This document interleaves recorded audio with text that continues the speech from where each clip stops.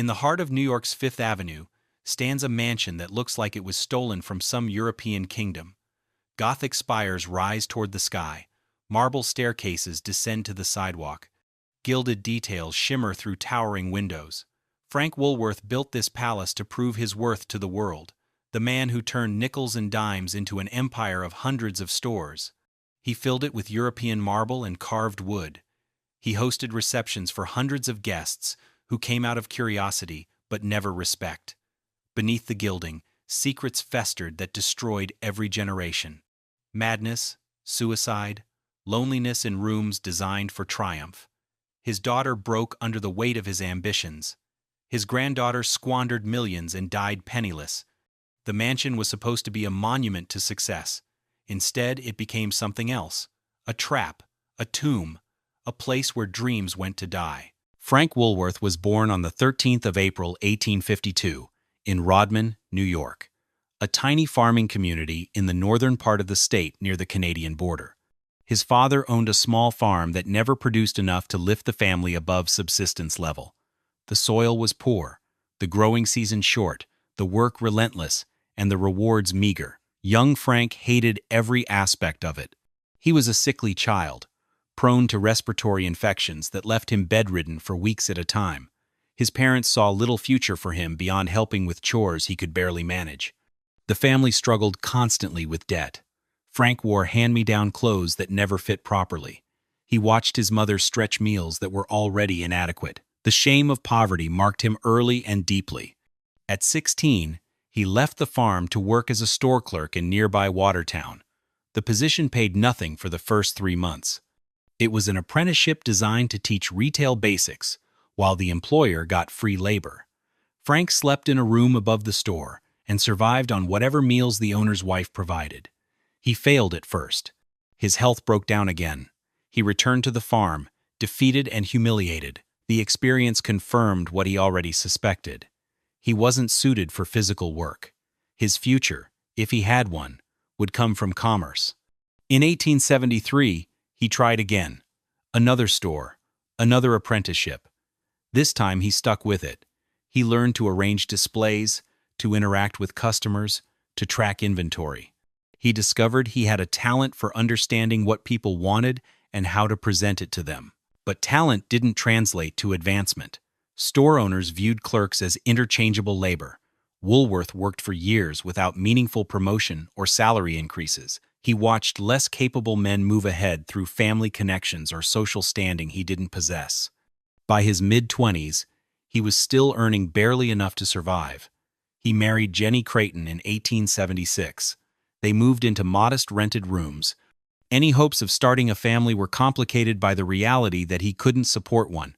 The frustration ate at him. He was smart, capable, willing to work harder than anyone around him. None of it mattered. The rigid class structures of the era kept people like him in their assigned places. Everything changed when he met William Moore, a merchant in Watertown who was willing to experiment with new retail concepts. Moore had heard about a store in Michigan that was clearing out excess inventory by creating a 5-cent counter where everything cost exactly 1 nickel. The idea intrigued Woolworth immediately.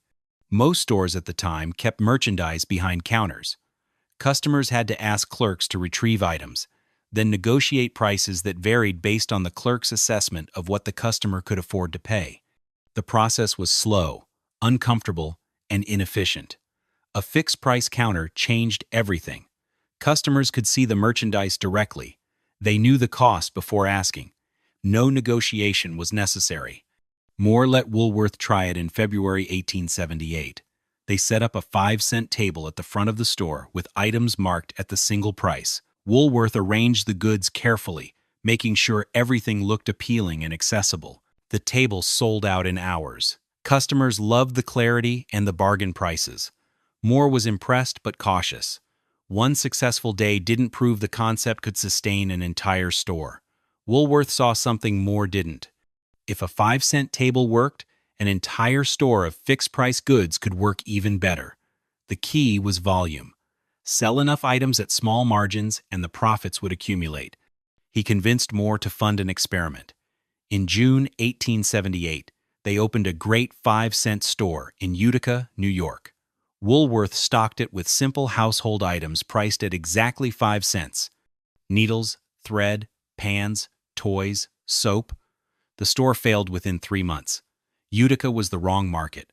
The location was poor. Woolworth had miscalculated what inventory would actually sell. He was 26 years old and had just watched his first business venture collapse. Most men would have returned to clerk work and abandoned the dream. Woolworth asked Moore to fund one more attempt. Moore agreed, but with strict conditions. Woolworth would get a smaller budget and no salary. He would keep any profits, but absorb all losses beyond the initial stake. In February 1879, Woolworth opened a second 5-cent store in Lancaster, Pennsylvania. He chose the location more carefully this time. Lancaster had a stable population and steady foot traffic. The store sat on a corner with good visibility. He expanded the concept immediately. Not just 5-cent items, but a second counter where everything cost 10 cents. The 5 and 10-cent store offered more variety and captured customers willing to spend slightly more for better quality goods. The store succeeded. Not spectacularly at first, but steadily. Woolworth learned to rotate inventory constantly, always featuring new items to keep customers returning. He discovered which products sold reliably and which were novelties that needed frequent replacement. The margins were thin. A nickel purchase generated perhaps a penny or two of profit, but customers came in steady streams. Within a year, the Lancaster store was profitable enough to fund expansion. Woolworth opened a second location in Scranton, Pennsylvania, in November 1880, then a third in Harrisburg. Each store followed the same formula: fixed prices, visible merchandise, high volume, low margins. The concept worked because it addressed real frustrations in American retail. Working-class families hated negotiating with condescending clerks who assumed they couldn't afford much. The 5 and 10 stores treated everyone equally. A nickel was a nickel regardless of who spent it. By 1886, Woolworth operated 7 stores across Pennsylvania and New York. He had refined the formula to a science. Location mattered enormously. Corner lots with good foot traffic outperformed interior locations by wide margins. Store layout was crucial. Merchandise had to be visible and accessible, but organized clearly enough that customers could find what they needed without confusion. Woolworth developed relationships with manufacturers willing to produce items specifically for his price points. He ordered in volumes that allowed him to negotiate costs down to levels that made 5 and 10-cent retail prices profitable. The network expanded throughout the 1,890 seconds. Woolworth opened stores in Boston, Philadelphia, and eventually New York City. Each new location followed tested procedures. The same layout, the same pricing structure, the same types of inventory. The empire was built on nickels and dimes, but those small coins accumulated into serious wealth. By 1900, Woolworth personally owned stores generating hundreds of thousands of dollars in annual revenue. He had become rich by serving the same working-class customers who had once been his peers, but wealth didn't erase the memories of poverty or the sting of social rejection. Woolworth moved his family to Brooklyn, then to increasingly expensive addresses in Manhattan. He bought his wife jewelry and fine clothes. He hired servants. None of it changed how old money families viewed him. He was trade, a shopkeeper who had gotten lucky. His fortune came from nickels, not railroads or banking or inherited land. That distinction mattered in the rigid social hierarchies of the Gilded Age. The corporate structure needed consolidation. Woolworth operated his stores through a patchwork of partnerships and individual ownerships that had evolved haphazardly over 30 years. Some stores he owned outright. Others belonged to relatives or former employees who had bought into the expansion using Woolworth's proven formula. In 1911, he orchestrated a merger, the F.W. Woolworth Company Incorporated, absorbing 5 competing 5 and 10 chains into a single entity. The new corporation operated 596 stores, with combined annual sales exceeding $60 million. Woolworth owned the majority of shares. At 59 years old, he had transformed himself from a failed farm boy into one of the wealthiest men in America. His personal fortune exceeded $65 million, equivalent to well over $1 billion in modern currency. But money couldn't purchase the one thing Woolworth wanted most: acceptance by New York's established social elite. The city's old families operated through strict hierarchies that money alone couldn't penetrate. Names like Astor, Vanderbilt, and Morgan controlled access to the best clubs, the most prestigious charity boards, the invitations that mattered. They acknowledged Woolworth's wealth while maintaining clear distance from his origins. He was invited to certain events as a curiosity. The nickel and dime king, who had built an empire from the spare change of working people. The invitations were extended with a condescension that stung more than outright rejection would have. Woolworth's first Manhattan residence was a townhouse on Fifth Avenue, respectable but unremarkable, the sort of address that signaled wealth without commanding real attention. He filled it with expensive furniture and hosted dinners that attracted business associates but few social luminaries. His wife Jenny attended these gatherings reluctantly. She had never wanted this life. The fancy addresses, the servants, the constant pressure to impress people she didn't like and who clearly didn't like her husband. She preferred quiet evenings with her daughters to the social performances Frank demanded. The daughters were caught between their parents' conflicting visions. Helena, the eldest, was beautiful and intelligent but increasingly fragile emotionally. Edna was quieter, more willing to please. Jessie, the youngest, showed early signs of the strong will that would define her later life. Frank wanted his daughters to marry well, not for love necessarily, but for the social connections that would finally break through the barriers he faced. He viewed their marriages as strategic opportunities to link his commercial fortune with established family names. The pressure damaged all three girls. Helena particularly struggled with her father's expectations.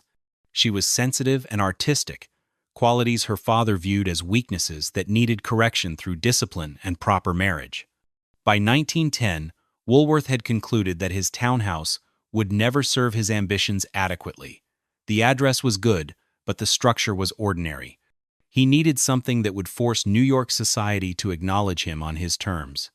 He began thinking about a palace, not just a large house, but a residence that would rival the greatest homes in America, something that would make the Vanderbilt mansions look modest by comparison. The idea consumed him increasingly. He spent hours sketching rough designs and collecting photographs of European palaces. He studied Italian Renaissance architecture, French Baroque details, Gothic elements that might be incorporated into an American residence. His business associates thought he was obsessed. The company was thriving and needed his attention for expansion decisions and competitive challenges. Instead, Woolworth spent board meetings doodling architectural details in the margins of financial reports. In 1911, the same year he consolidated the company, Woolworth made a decision. He would build his palace. The location would be Fifth Avenue, the most prestigious address in New York. The design would combine elements from every European style that impressed him. The cost would be irrelevant. He needed an architect who could execute a vision this ambitious, someone who understood grand scale and wasn't afraid of a client who would demand perfection in every detail. Cass Gilbert was the obvious choice. Gilbert had designed the Woolworth Building, the 60-story skyscraper that would become the world's tallest building when completed in 1913. The tower was Woolworth's other monument, a commercial structure that would bear his name forever. The two men had worked well together on the skyscraper project.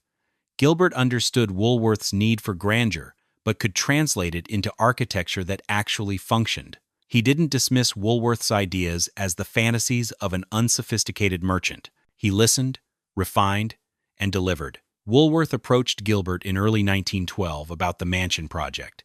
He wanted a residence that would combine French Renaissance and Italian palazzo influences with some Gothic details similar to the tower. The structure should feel European, but unmistakably American in its ambition. Gilbert listened to Woolworth's descriptions and reviewed the photographs and sketches he had been collecting. He recognized immediately that this would be unlike any private residence he had attempted. The scale Woolworth envisioned exceeded anything built in New York for decades. The site was finalized by spring of 1912. Woolworth purchased property on Fifth Avenue between 80th and 81st Streets. The location offered substantial space for the house and grounds he envisioned. The neighborhood was already established as home to some of the city's wealthiest families. Gilbert began drafting plans. The house would be 5 stories tall with additional service levels. The facade would feature ornate stonework and large windows that flooded interior spaces with natural light. A grand entrance would open onto a marble staircase that rose through multiple floors. Woolworth reviewed every drawing with obsessive attention to detail. He questioned proportions, demanded changes to decorative elements, insisted on modifications that Gilbert sometimes found unnecessary but implemented anyway.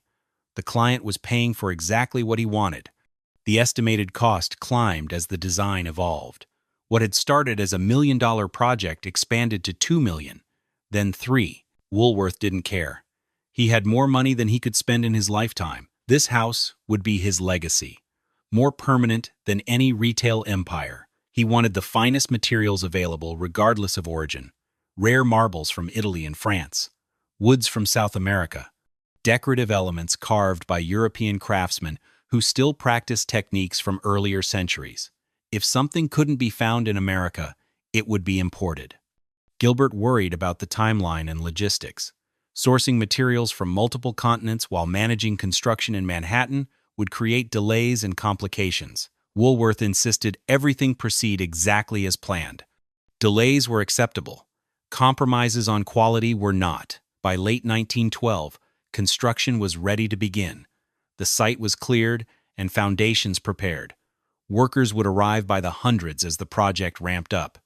The mansion that would finally prove Frank Woolworth's worth to a skeptical world was about to take physical form. But even as construction began, warning signs appeared that Woolworth's family was fracturing under the pressure of his ambitions. Helena's emotional state was deteriorating. Jenny was withdrawing further into herself. The palace that was supposed to cement the family's social position was built on foundations that were already cracking. Construction began in early 1913. Workers descended on the Fifth Avenue site in numbers that grew weekly as the project expanded. Foundation work came first. The Manhattan bedrock provided solid support, but excavation required careful coordination to avoid damaging neighboring properties. Woolworth visited the site almost daily. He would arrive in his chauffeured car, step out in expensive suits that seemed absurdly formal for a construction zone, and spend hours examining every detail. Workers learned to recognize his silhouette and the barked questions that followed whenever something didn't meet his expectations. Cass Gilbert tried to manage his client's involvement diplomatically. Some input was valuable. Woolworth had strong instincts about proportion and symmetry. But his constant presence and endless modifications were slowing progress and frustrating the construction crews. The first-floor walls rose through spring and summer. Workers laid massive limestone blocks for the facade, each piece cut and positioned according to Gilbert's detailed specifications. The stone came from quarries in Indiana, chosen for its color and durability. Interior spaces began taking shape by fall. The entrance hall would feature a grand staircase constructed from white marble, imported from Carrara, Italy, the same marble that Michelangelo had used for his sculptures. Woolworth insisted on it despite the cost and the months required for quarrying and shipping. The marble arrived in crates through late 1913, and early 1914. Italian stonemasons came with it, craftsmen who specialized in working the material. They shaped balustrades and carved decorative details that transformed functional stairs into sculptural elements. Woolworth watched them work with fascination. These men possessed skills that took decades to develop. Their hands moved with confidence born from years of practice. He respected craftsmanship, perhaps because his own fortune came from understanding what quality meant to customers. The main staircase consumed months of work. Each step needed to be precisely level. The risers had to be uniform in height. The balustrade required supports, positioned at exact intervals, with decorative elements carved to match on both sides. The ballroom was designed to occupy most of the second floor. Gilbert had specified a space measuring nearly 60 feet long and 40 feet wide. The ceiling would rise 20 feet overhead, with ornate plasterwork and gilded details that would catch light from massive crystal chandeliers. Woolworth wanted the ballroom to accommodate hundreds of guests comfortably. He envisioned society gatherings that would finally establish his family's position among New York's elite. The room needed to be impressive enough that even the Astors would acknowledge its grandeur. Decorative plaster work began in early 1914. Skilled artisans created elaborate ceiling designs, featuring geometric patterns and floral motifs inspired by French palaces. The work progressed slowly. Each section needed to dry completely before the next could be added. Woolworth grew impatient with the timeline. Gilbert explained that rushing decorative work guaranteed poor results. Plaster that dried too quickly cracked. Details carved hastily looked crude under close inspection. Quality required time. The client understood intellectually, but struggled emotionally with delays. Every month of construction was another month he remained in his inadequate townhouse. Another season of social events where he stood on the margins rather than at the center. Wood paneling for the library and dining room came from England. Oak panels carved with Tudor-style designs that referenced Gothic architecture without copying it exactly. The panels arrived in numbered sections that needed to be assembled like three-dimensional puzzles. Installation required craftsmen who understood traditional joinery techniques. Modern methods using nails or screws were forbidden. The panels would be fitted together using the same mortise and tenon joints that medieval builders had employed. The dining room was positioned to accommodate formal dinners for 30 or 40 guests. Woolworth specified that the table should be able to extend to seat 50 if necessary. He wanted the capacity to host gatherings that rivaled anything the Vanderbilts could manage. A butler's pantry connected the dining room to the kitchen. The space would house china, crystal, and silver that Woolworth was already acquiring from European dealers. He collected place settings for 100 guests, even though he had never hosted more than 20 at once. The third and fourth floors contained private family quarters, bedrooms for Woolworth, his wife, and each daughter, guest rooms for visitors who would stay overnight after elaborate parties. Each bedroom included private bathing facilities, a modern luxury that many older mansions lacked. Woolworth's own bedroom suite occupied a substantial portion of the third floor. A sleeping chamber, a private sitting room, a dressing area with custom-built wardrobes. The spaces reflected his need for both comfort and control. He specified that his bedroom should have multiple windows offering views in different directions. He didn't want to feel enclosed. The room needed natural light throughout the day and cross-ventilation during warm months. The master bathroom featured fixtures imported from France, a large tub carved from a single block of marble, sinks with gold-plated faucets, tile work in geometric patterns that Gilbert had adapted from Italian Renaissance designs. Jenny's rooms were more subdued. She had asked for quiet spaces away from the entertaining areas. She wanted a private sitting room where she could retreat when social demands became overwhelming. Gilbert designed her suite at the rear of the house with windows overlooking the garden rather than the street. Helena's bedroom received special attention from her father. He wanted it to be beautiful enough to inspire her toward the refined behavior he believed she needed to develop. The walls would feature hand-painted scenic murals. The furniture would be antique French pieces he had purchased specifically for her. By mid-1914, the exterior was largely complete. The limestone facade rose 5 stories with ornate window surrounds and decorative cornices. The entrance featured carved details that drew from both French and Italian influences.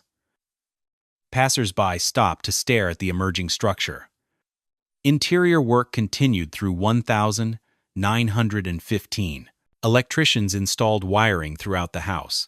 The electrical system would power lights in every room, a modern convenience that was still relatively new in private residences. Woolworth wanted the latest technology alongside the traditional craftsmanship.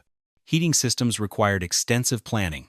Radiators would be installed in every room, connected to massive boilers in the basement. The challenge was integrating modern mechanical systems into spaces designed to look like they belonged in an earlier century. Gilbert solved this by hiding radiators behind decorative grills that matched the room's aesthetic. The grills allowed heat to circulate while maintaining the visual purity of the Renaissance-inspired interiors. The kitchen occupied basement space, with high ceilings and large windows that brought in natural light. Modern appliances were installed to support the cooking required for large gatherings. multiple ovens, vast work surfaces, storage for the quantities of ingredients needed to feed dozens of guests. Staff quarters were also located in the basement and attic levels. Rooms for a cook, housekeepers, maids, a butler, and the various other servants required to maintain a house this size. Woolworth planned to employ at least 15 full-time staff members. The garden behind the house received attention throughout 1915. Landscape architects designed formal plantings in the French style, geometric beds bordered by low hedges, gravel paths connecting different areas, a small fountain as a central focal point. Woolworth insisted on mature trees rather than saplings. He wanted the garden to look established immediately rather than waiting years for growth. Fully grown specimens were transplanted at considerable expense. By early 1916, the house was approaching completion. Final details were being addressed. Door hardware was installed. Window treatments were hung. Furniture that Woolworth had been acquiring for years was moved into appropriate rooms. The total cost had exceeded $5 million, adjusted for inflation, that represented well over $100 million in modern currency. It was among the most expensive private residences ever constructed in America. Woolworth walked through the completed rooms with satisfaction mixed with exhaustion. The project had consumed 4 years of his life. He was 64 years old. His health was declining. The palace he had built to prove his worth had aged him visibly. But it was finished. The monument stood ready to receive the society figures who had dismissed him for decades. Now they would have to acknowledge what he had created. The Woolworth family moved into the mansion in March of 1916. Furniture that had been in storage for months was arranged in rooms designed specifically to display it. Paintings were hung on walls. Oriental carpets covered marble floors. The house that had existed as architectural drawings and construction dust became a lived-in residence. It felt empty immediately. The scale that looked impressive on paper felt oppressive in daily life. Rooms designed to hold dozens of guests echoed when occupied by a single person. Jenny walked the marble halls and felt the isolation intensify with every step. She had never wanted this house. The construction years had been difficult. Watching her husband obsess over details, while family relationships deteriorated. Now they were living in the monument to his ambitions, and it felt like a beautiful prison. Helena's condition had worsened during the construction period. She suffered from what doctors at the time called nervous disorders.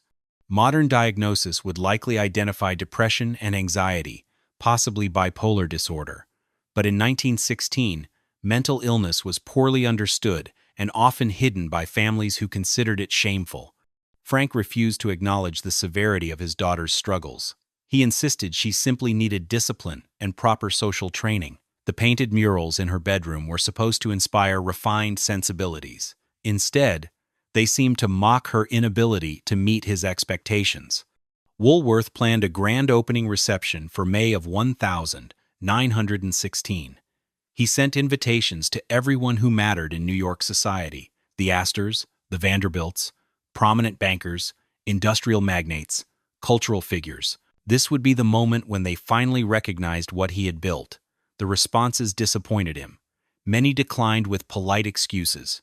Those who accepted did so with the same condescension that had always marked their interactions with the retail merchant.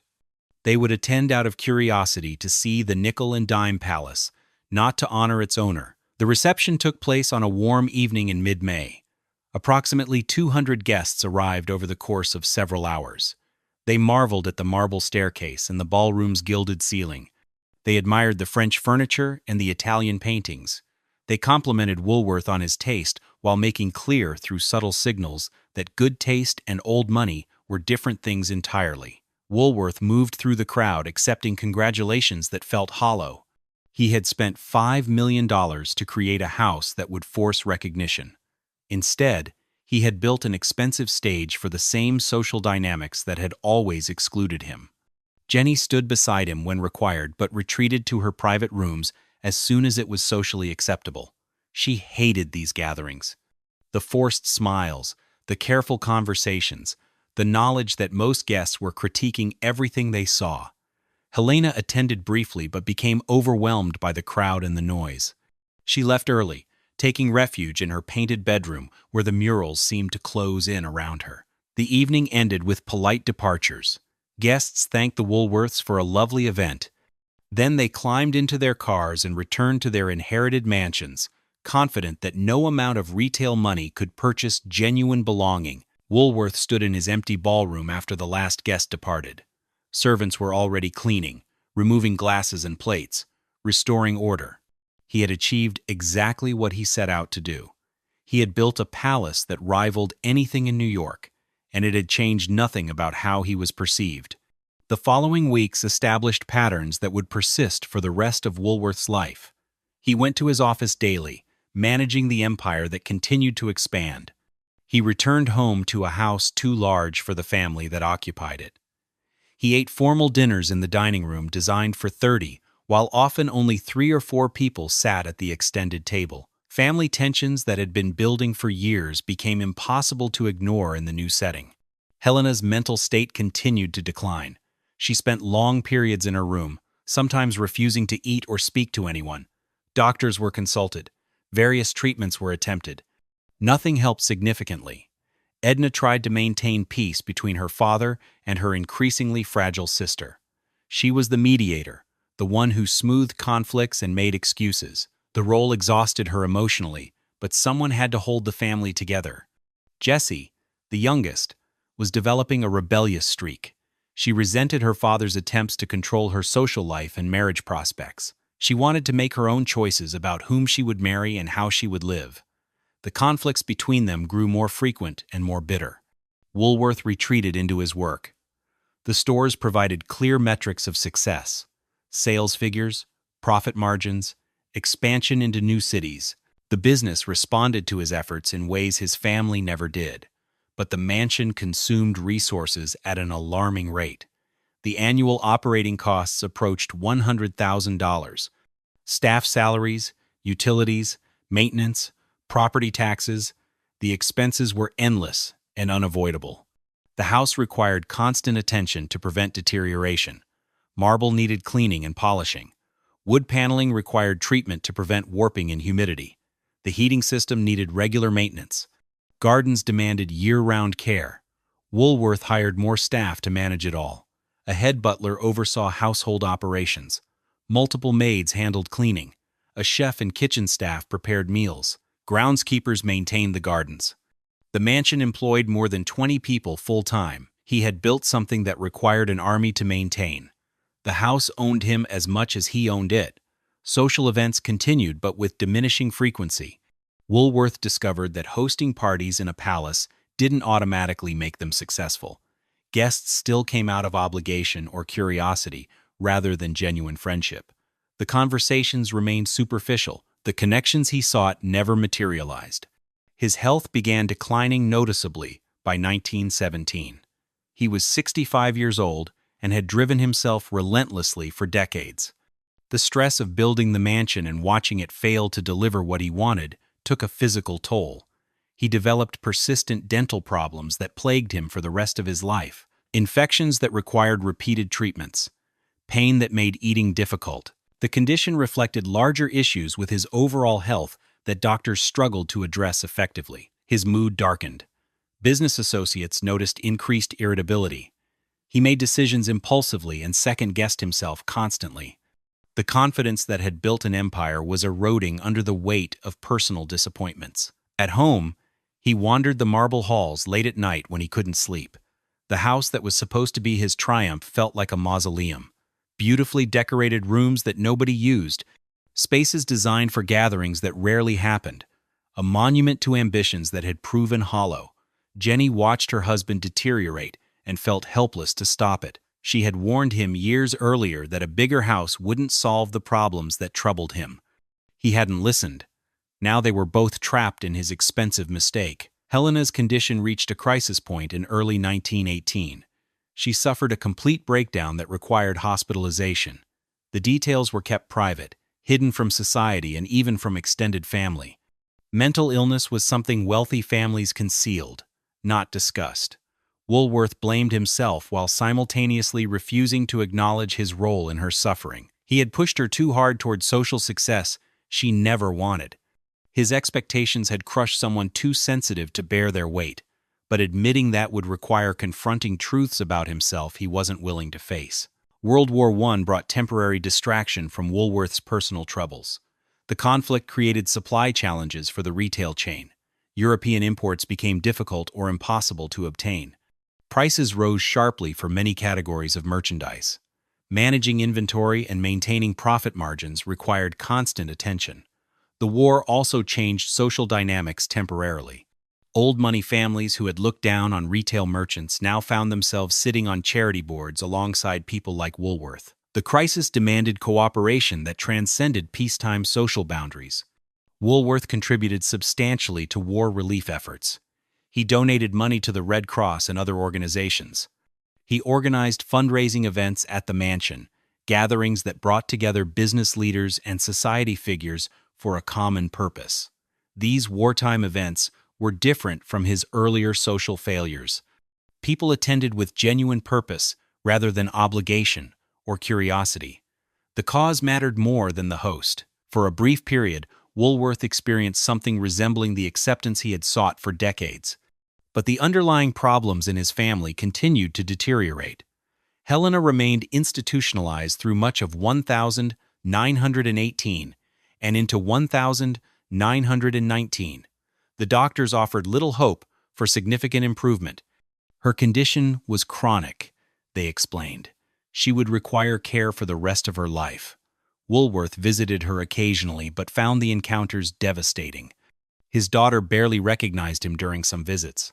Other times, she was lucid but bitter, blaming him for pressures that had broken her mind. The guilt consumed him, even as he insisted to others that he had only wanted the best for her. Jenny withdrew further into herself. She spent most days in her private sitting room, seeing few people outside immediate family. The social performances her husband demanded had become unbearable. She went through the motions when absolutely necessary but no longer pretended to enjoy any of it. Jessie married Charles McCann in November 1918. The wedding was held at the mansion with hundreds of guests. It should have been a triumph for Woolworth, his youngest daughter marrying into a respectable family. Instead, it felt like a loss. Jessie was escaping, leaving the palace that had become a trap. The marriage gave Woolworth a new focus. He doted on Jessie and Charles, lavishing them with gifts and attention. When Jessie became pregnant in 1919, he was thrilled at the prospect of a grandchild. Perhaps the next generation would appreciate what he had built. But his health was failing more obviously. The dental infections persisted despite repeated treatments. He lost weight. His energy flagged. Business associates noticed he struggled to maintain focus during meetings. His mood became increasingly unstable. He alternated between grandiose plans for expanding the retail empire and dark depression about his failures. The pattern suggested what modern observers might recognize as bipolar disorder, possibly the same condition that had destroyed Helena's stability. In March 1919, Woolworth developed a severe infection. The exact source remained unclear, but it was likely related to his ongoing dental problems.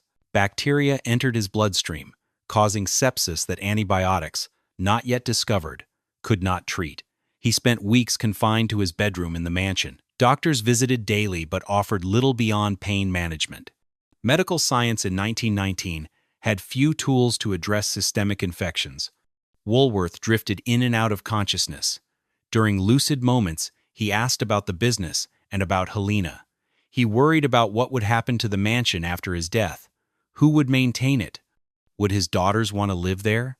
The questions revealed his growing awareness that the palace he had built might not survive him. Jenny sat with him but said little. Their relationship had been strained for so long that intimacy was impossible even in his final days. She fulfilled her duties as a wife but couldn't manufacture emotions that had died years earlier. On the 8th of April 1919, Frank Woolworth died in the mansion he had spent $5 million to build. He was 66 years old. The official cause of death was septicemia, blood poisoning from untreated infection. The funeral was elaborate.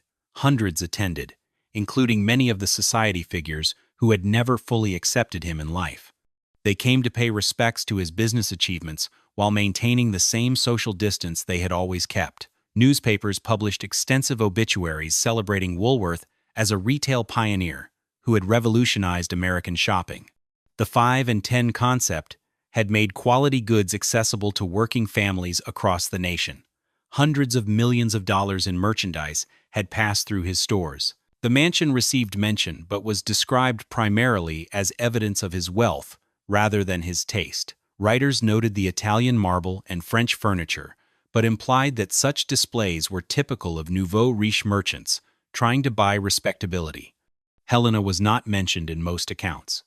Families kept mental illness private, especially when it affected young women from prominent households. Her absence from the funeral was explained as health problems that prevented travel. The will divided Woolworth's fortune among his surviving family members. Jenny received substantial assets. The 3 daughters each inherited millions. The retail empire would continue under professional management, but the mansion presented immediate problems. The annual operating costs remained around $100,000. Jenny had no interest in living there alone in a palace designed for entertaining she had always hated. The daughters had their own lives and homes. Within months of Woolworth's death, the family began discussing what to do with the property. Maintaining it seemed financially wasteful when nobody wanted to actually live there. But selling it would be difficult. The house was too large and too expensive for most potential buyers. The mansion sat mostly empty through the remainder of 1919. A skeleton staff maintained basic functions. The gardens continued to be tended, but the rooms that had been designed for hundreds of guests stood silent and dark. Jenny visited occasionally to retrieve personal items or handle estate matters. Walking through the marble halls without her husband's presence felt both liberating and sad. The house had been his dream, not hers. Now it was just an expensive problem. Helena died in 1920 while still institutionalized. The official cause was listed as cardiac failure, but family members understood she had essentially given up. The weight of mental illness and family expectations had crushed her completely.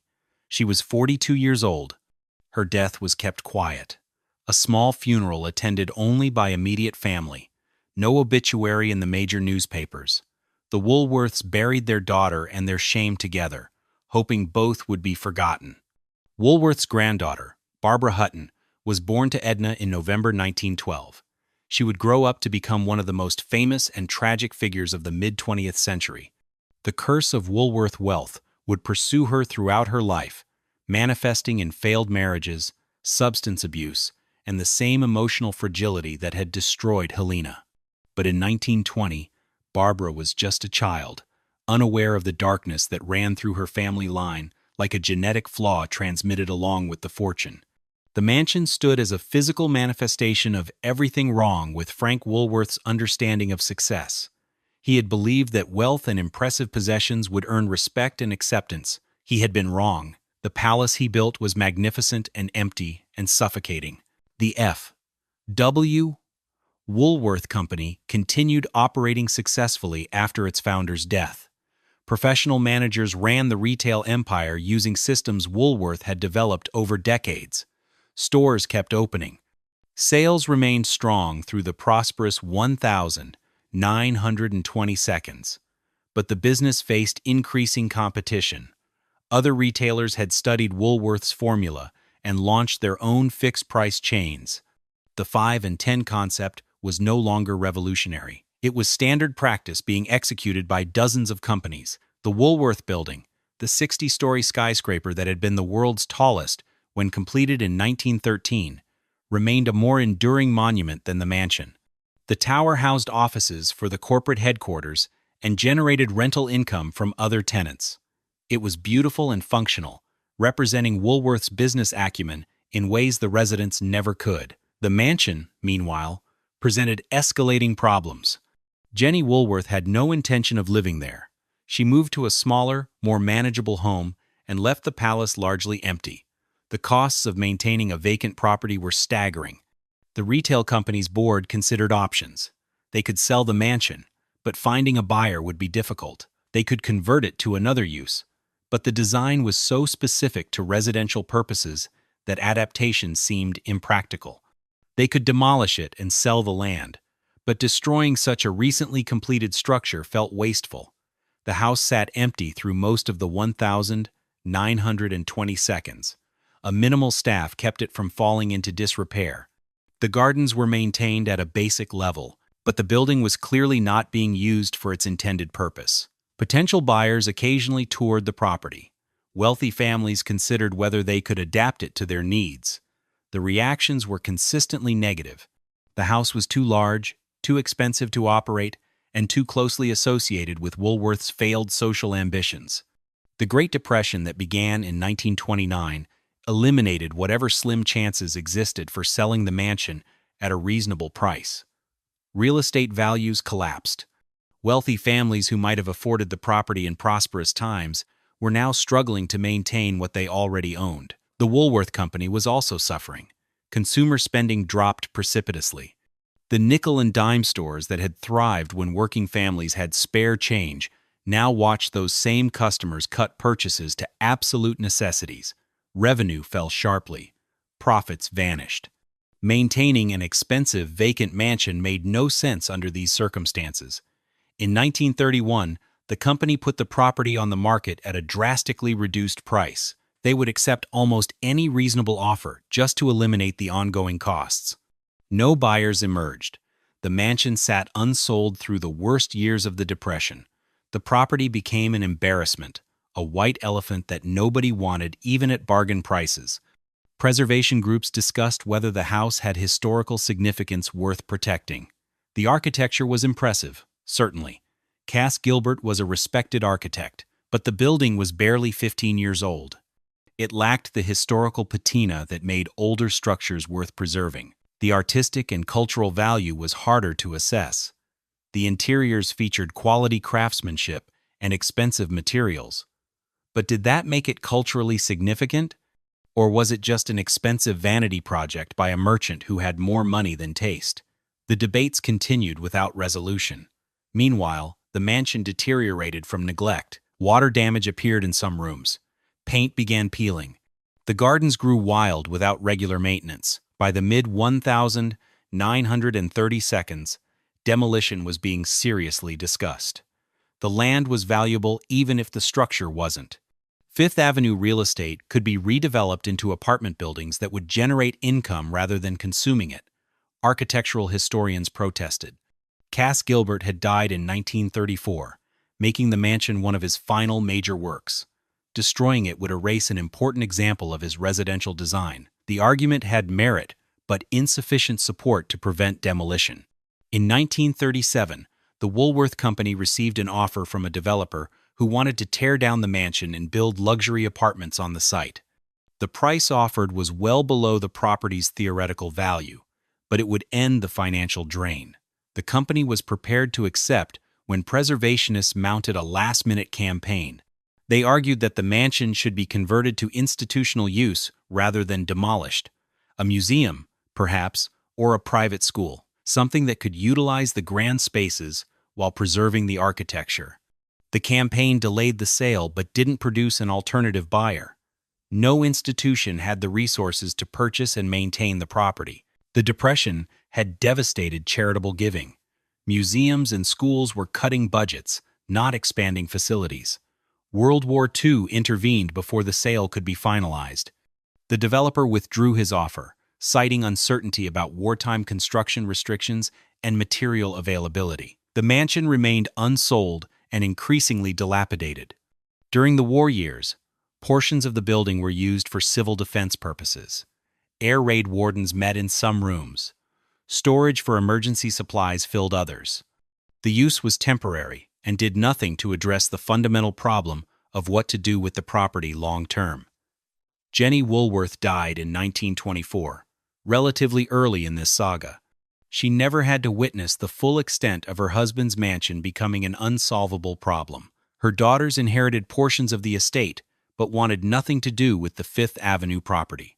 Barbara Hutton, Woolworth's granddaughter, came of age during this period. She inherited a substantial portion of the retail fortune when she turned 21 in 1933. The money made her one of the wealthiest young women in the world. It also destroyed her life. Barbara married 7 times, each marriage ending in disaster. She developed addictions to alcohol and prescription drugs. She was exploited by countless people who saw her only as a source of money. The pattern of family tragedy that had killed Helena continued in the next generation. Barbara briefly considered taking over the mansion in the 1,940 seconds. She visited the property and walked through rooms her grandfather had built, but she recognized immediately that living there would be a mistake. The house carried too much darkness, too many failed dreams, and broken lives. She declined any involvement with the property, leaving it to the retail company to handle. They continued searching for solutions that never materialized. By 1950, the mansion had been vacant for nearly 30 years. Vandalism had damaged some interiors. Weather had penetrated the roof in several places. The structure was still fundamentally sound, but restoration would require substantial investment. The question remained, who would make that investment and why? The building had no practical use that justified its costs. Sentiment alone couldn't preserve it indefinitely. The breakthrough came from an unexpected source in 1954. New York University was searching for additional facilities to accommodate post-war enrollment growth. The institution needed classroom space, administrative offices, and housing for faculty. The Woolworth Mansion offered all of that in a single location. Negotiations proceeded cautiously. NYU couldn't afford to purchase the property outright at anything approaching its original value. The Woolworth Company wasn't expecting full value anymore. They simply wanted the financial burden removed. A creative solution emerged. NYU would lease the mansion with an option to purchase at a reduced price after demonstrating it could be maintained successfully. The arrangement gave both parties what they needed. The university gained space without massive upfront investment. The company eliminated ongoing costs while preserving the possibility of an eventual sale. The conversion began in 1955. Contractors divided the grand ballroom into multiple classrooms using temporary partitions. The dining room became a faculty lounge. Bedrooms were converted to small offices. The transformation was functional rather than elegant, but it worked. Students and professors occupied the mansion throughout the late 1,950 seconds. The marble staircase saw daily traffic from hundreds of people. Rooms that had stood empty for decades filled with lectures, meetings, and academic administration. The building had purpose again, even if that purpose bore no resemblance to Woolworth's original vision. But the arrangement was always temporary. NYU needed modern facilities designed for educational use, not adapted palaces. The compromises required to make the mansion functional were substantial. Maintenance costs remained high.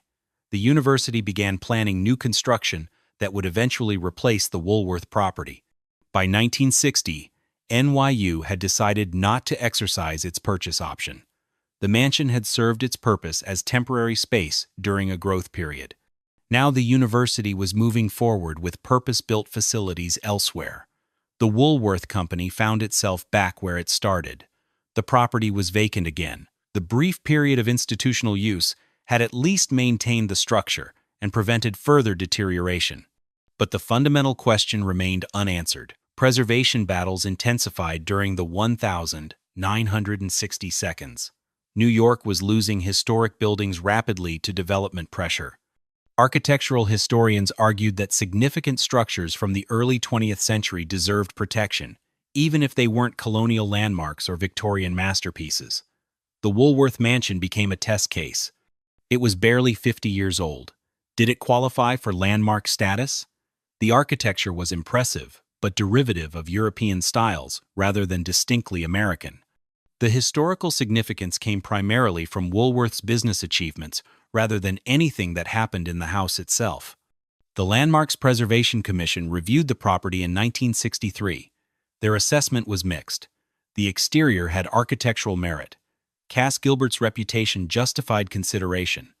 But the interiors had been heavily altered during the NYU conversion. Much of the original detail had been damaged or removed. The commission declined to grant landmark status. The decision opened the door for redevelopment. The property could legally be demolished and replaced with something more economically viable. Real estate developers immediately began submitting proposals. The Fifth Avenue location was extremely valuable. High-rise apartment buildings could generate substantial returns, The mansion itself was irrelevant to these calculations except as an obstacle to be removed.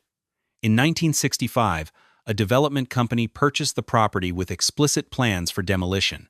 They obtained the necessary permits and scheduled the work to begin in early 1966. Wrecking crews would reduce Woolworth's palace to rubble over the course of several weeks. Preservationists organized protests. They picketed outside the mansion. They wrote letters to newspapers. They lobbied city officials to intervene. The campaign generated publicity, but insufficient political support to stop the demolition. The scheduled destruction date approached.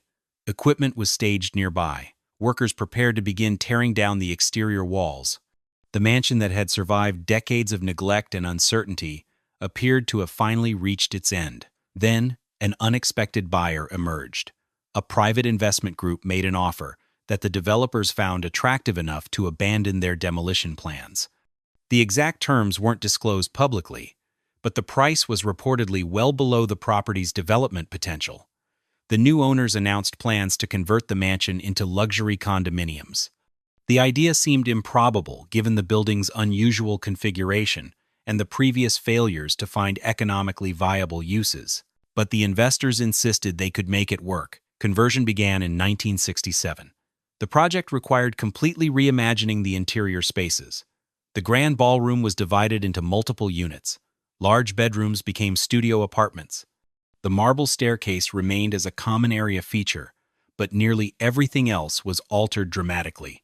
Craftsmen tried to preserve some of Woolworth's original details. The Carrara marble couldn't be replicated, so it was carefully maintained. Some of the wood paneling survived in sections that became featured walls in individual units. The exterior facade was restored to its original appearance. The work consumed 3 years and millions of dollars. The investors had gambled that wealthy New Yorkers would pay premium prices for apartments in a historic mansion, even one with such a troubled past. The question was whether the market would validate their assumptions. The first units went on sale in 1970. The response was cautiously positive. Some buyers appreciated the unique architecture and historical connection. Others were attracted by the Fifth Avenue address and the careful restoration of original details. Not all units sold immediately. The conversion had created some awkwardly shaped spaces that didn't appeal to conventional apartment buyers. But gradually, the building filled with residents who were willing to accept quirks in exchange for living in a piece of New York history. The mansion had survived, but in a form Woolworth would barely recognize. His palace had been carved into pieces and sold to strangers. The rooms where he had hoped to host society gatherings now housed dozens of separate households. The unified vision had been shattered into fragments, yet the building still stood. The exterior looked much as it had when completed in 1916. Pedestrians walking Fifth Avenue could still see the limestone facade and the architectural details that Cass Gilbert had designed. The physical structure had proven more durable than the dreams that created it. The condominium conversion established a pattern that has persisted for decades. The building operates as luxury residential units, with a condominium association managing common areas and coordinating maintenance. Owners come and go, units change hands, but the structure itself remains. Modern residents know little about Frank Woolworth beyond basic facts. He built the house. He made his fortune in retail. He died here. The deeper story of family tragedy and social failure rarely gets discussed. Real estate listings emphasize architecture and location, not the darkness that once filled these rooms. The marble staircase still dominates the entrance hall. Residents and visitors climb the same steps that Woolworth ascended daily during his final years. The Carrara marble has acquired a soft patina from a century of use, but it remains structurally sound and visually striking. Some original details survive the conversion intact: sections of carved wood paneling, a few of the decorative ceiling elements, the basic proportions of certain rooms. These fragments offer glimpses of what the mansion looked like when first completed, though they're now isolated within spaces that have been fundamentally altered. The exterior has been maintained carefully. The limestone facade receives regular cleaning and repair. The windows have been replaced with modern versions that match the original appearance while offering better energy efficiency. From the street, the building looks much as it did in 1916. Preservation groups cite the mansion as an example of successful adaptive reuse. The building was saved from demolition through conversion to a purpose that could sustain its operating costs. The architecture remains visible, even though the interior function has changed completely. Critics argue that dividing Woolworth's unified vision into separate units destroyed precisely what made the mansion significant. The grand spaces that defined the original design no longer exist. What remains is fragments of architecture without the coherence that gave them meaning. Both perspectives have merit. The building survived, which preserves something, but what survived is fundamentally different from what Woolworth created. The question of whether preservation through transformation counts as genuine preservation remains debated among architectural historians. The Woolworth retail empire followed a different trajectory. The 5 and 10 stores continued operating through the mid-20th century, but the business model faced increasing challenges. Discount retailers offered lower prices. Department stores provided more upscale environments. The Woolworth concept occupied an uncomfortable middle ground. The company attempted various adaptations, larger stores with expanded product lines, different pricing strategies, international expansion. Nothing restored the growth that had made Frank Woolworth wealthy. The retail landscape had changed too much. The last Woolworth store in the United States closed in 1997. The company had filed for bankruptcy the previous year. 88 years after Woolworth's death, the empire he built had finally collapsed. The name survived for a while in other countries, but the American operation was finished. The Woolworth building, the skyscraper that had been his other great monument, proved more durable than the retail chain. The tower has been converted to luxury residential units in its upper floors, while maintaining commercial space below. It remains one of New York's most distinctive landmarks. Barbara Hutton, Woolworth's granddaughter who inherited a substantial portion of his fortune, died in 1979. She was 66 years old, the same age her grandfather had been at his death. She died essentially penniless, despite inheriting over $50 million. The money had been consumed by failed marriages, exploitation by advisors, and her own destructive choices. Her life trajectory mirrored Helena's in disturbing ways. Both women struggled with mental health issues. Both felt crushed by family expectations and wealth that brought no happiness. Both died young relative to their potential lifespans. The pattern suggested that Woolworth's fortune carried a curse that destroyed those who inherited it. The mansion plays no role in Barbara's story. She never lived there and rarely visited. The building was already gone from family control by the time she came of age. But the psychological weight of being a Woolworth heir affected her just as profoundly as it had affected her Aunt Helena. The question of whether the mansion is haunted comes up periodically. Some residents and visitors report unsettling experiences.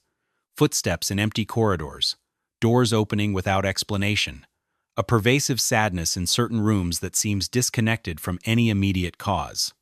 Skeptics dismiss such claims as imagination fueled by knowledge of the building's tragic history.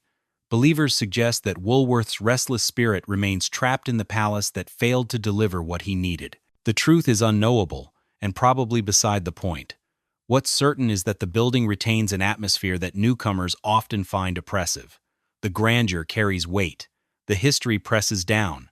Walking through the common areas, it's difficult not to think about the man who built this and what it cost him. Contemporary New York has largely forgotten Frank Woolworth.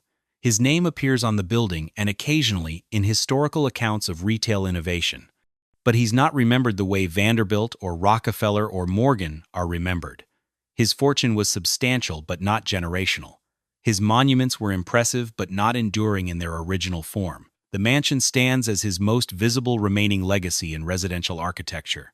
Tour guides sometimes point it out to visitors. Architectural historians included in studies of Cass Gilbert's work. Real estate agents use it as a selling point for the neighborhood. But few people know the full story of why it was built and what happened to the family that occupied it. Woolworth built the palace to force society's recognition and acceptance. Instead, he created a monument to the futility of trying to buy belonging. The house that was supposed to establish his family's place among New York's elite became evidence of an outsider's misunderstanding of what actually mattered. The mansion survives not because Woolworth's vision was vindicated, but because it was abandoned.